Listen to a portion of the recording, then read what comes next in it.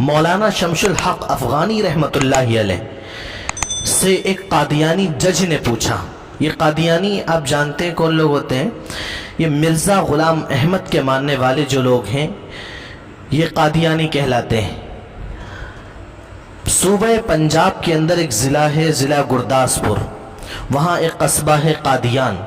یہ وہاں کا رہنے والا تھا مرزا غلام احمد، اسی کی طرف یہ نسبت ہے. یہ 1908 میں مرا تھا. اس نے بہت سارے دعوے کیے تھے اور انہی دعووں میں سے ایک دعویٰ جو بہت گندا اس نے دعویٰ کیا تھا، اپنے نبی ہونے کا دعویٰ کیا تھا.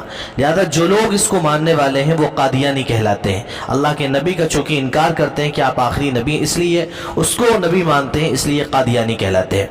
مولانا شمس الحق افغانی رحمۃ اللہ علیہ سے ایک قادیانی جج نے پوچھا، اسی طور پر مقدمہ پہنچا ہوا تھا، کہ نبوت کیا چیز ہے؟ مولانا فرمانے لگے کہ نبوت یہ ایک اعلیٰ منصب ہے. اللہ تعالیٰ جسے چاہتا ہے اپنا پیغام بندوں تک پہنچانے کے لیے اسے نبوت سے سرفرازی عطا فرماتا ہے، یعنی یہ عہدہ دیتا ہے. قادیانی کہنے لگا کہ جب اتنا اچھا منصب ہے تو اسے عام کرنا چاہیے جب اتنی اچھی چیز ہے. مولانا نے فرمایا، 100 روپے کا نوٹ نکالا اور فرمانے لگے کہ یہ نوٹ کیسا ہے؟ اس زمانے میں 100 روپے کا نوٹ جو تھا بڑا نوٹ مانا جاتا تھا. قادیانی بولا یہ تو بڑا نوٹ ہے، اعلیٰ چیز ہے. مولانا نے فرمایا جب اتنی اعلیٰ چیز ہے تو اسے عام کیوں نہیں کر دیتے؟ عام کرنا چاہیے. ایک مہر میں اپنی طرف سے بناؤں گا اور ایک جعلی نوٹ تیار کر کے عام کرتا رہوں گا. قادیانی جج بولا یہ کام اگر آپ نے کیا تو آپ مجرم ٹھہریں گے اور سزا کے مستحق ہوں گے.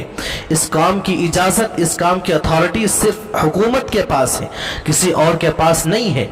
مولانا شمس الحق افغانی رحمۃ اللہ علیہ نے فرمایا کہ ٹھیک ہے، اب یہ سمجھو کہ نبوت اگرچہ اعلیٰ منصب ہے مگر اس کی اتھارٹیز اور اجازت صرف اللہ تعالیٰ کے پاس ہے، جس کو وہ چاہے نبی بناتا ہے. اب آپ لوگوں نے اپنا جعلی نبی بنایا ہے تو اس لیے آپ لوگ اللہ کے نزدیک مجرم ہیں.